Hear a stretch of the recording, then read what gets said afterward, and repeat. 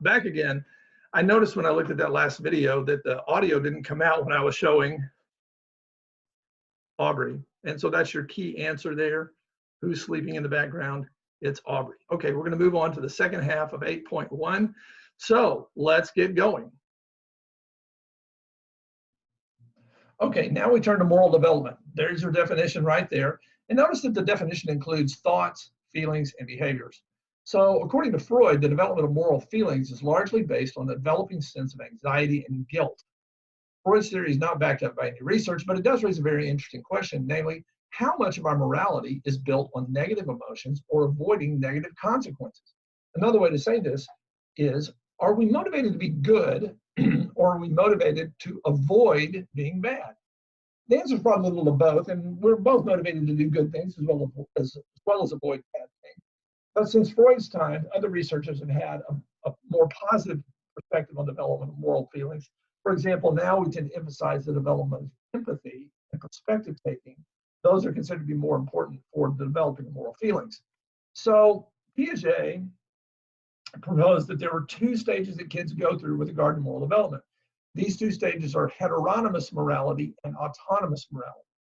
Kids age 4 to 7 experience what is called heteronomous morality, while around age 7 or so, you develop autonomous morality. We'll save our discussion about autonomous morality for chapter 10, but for now, let's talk about heteronomous morality. Heteronomous morality is the idea that kids are very inflexible in their thinking, and therefore they see such things as justice and rules, and even rules to games, as being unchangeable. They also demonstrate a belief in what is called immanent justice, which is the idea that punishment is immediate when a rule is broken. And it's really more like kids believe that their parents or caregivers are omniscient, or they know everything.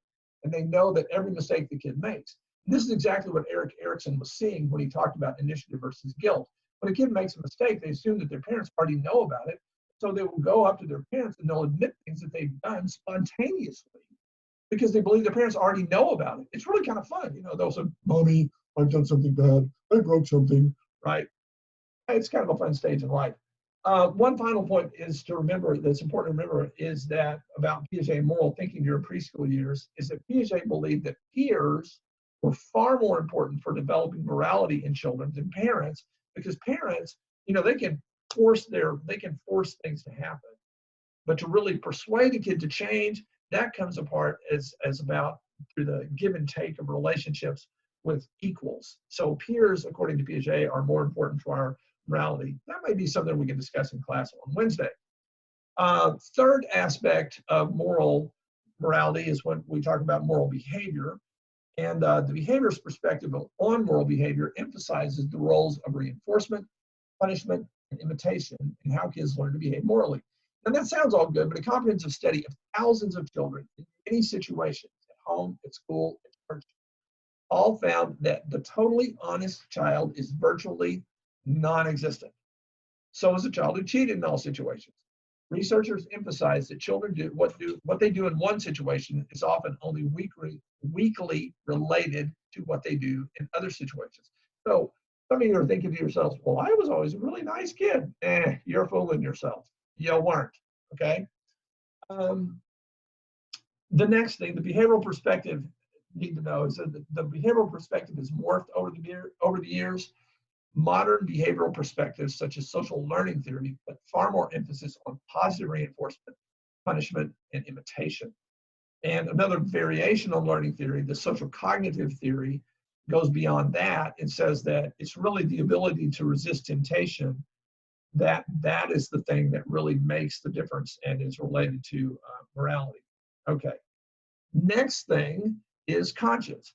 Now, conscience would seem to be one of those things that there'd be a lot of research on, right? Really, there's not so much. In fact, the research only goes back about 10 years. What the research does seem to indicate, though, is that experiencing guilt really does motivate young children to be more cooperative and to make amends with others. Also, as you might expect, conscience develops within the context of the parental relationship. Kids that are securely attached, that have a positive, loving relationship with their parents, are more likely to internalize their parents' values and rules. And so there are 4 major aspects of the parent-child relationship that really do foster a good, healthy moral development. These things are the relational quality, parental discipline, proactive strategies, and a conversational dialogue. Parent-child relationship that's characterized by warmth and acceptance, discipline that's consistent, as well as not overly harsh disciplinary practices, practicing proactive strategies to help to avoid problems, engaging in dialogue about values. All of these things really help kids internalize a healthy sense of how to behave in any given situation.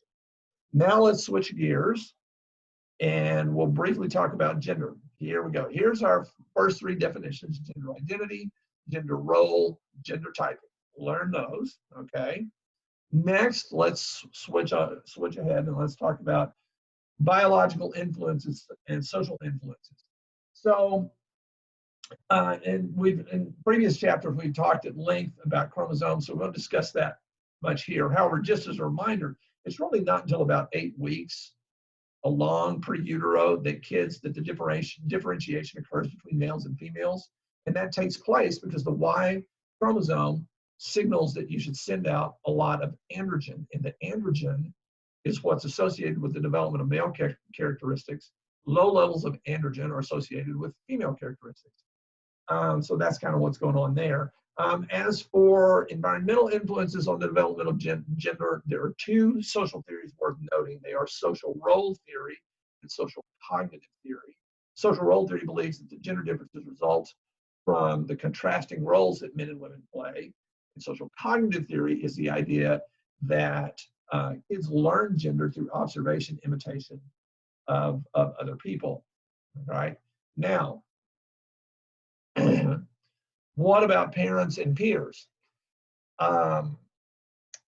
Research does indicate that mothers and fathers, see, I sound the same whether you can see me or not, right? Mothers and fathers tend to use different socialization strategies with their kids. Mothers tend to be more concerned about the safety of their girls than they do their boys, and they tend to emphasize obedience with their daughters, and they tend to place a lot of restrictions on them. Fathers, on the other hand, can show more attention to their sons. They spend more time with their sons, and they put more effort into promoting their sons' intellectual ability. As for peers, during the preschool years, because kids are so all or nothing, black or white in their thinking, they tend to have very rigid and inflexible stereotypes. Therefore, kids are much harder on each other in terms of gender appropriate behavior than are either parents or other adults. Also, society in general tends to put greater pressure on boys to conform to traditional male roles than it does for girls to conform to traditional female roles. Therefore, it's one thing for a girl who wants to be a tomboy, but if a boy is acting in a feminine way, that's considered to be unacceptable. There is research that backs this up. For example, a recent study out of Britain indicated that gender non-conforming boys run a higher risk of peer rejection than do gender non-conforming girls. Gender also plays a role in the way kids play with and interact with each other. Boys tend to play in large groups, large clusters or herds, really. Girls tend to play in smaller, much more intimate groups, and they tend to, more talk-oriented kind of play, whereas boys are much more physical and rough and tumble. Finally, there are cognitive influences on gender development. And the thing here is we're looking at this term called gender schema theory. And basically that's the idea that kids develop gender schemas or kind of networks of associations about what girls are like and what boys are like. And that influences their thinking about these things. Okay, we're done with this presentation.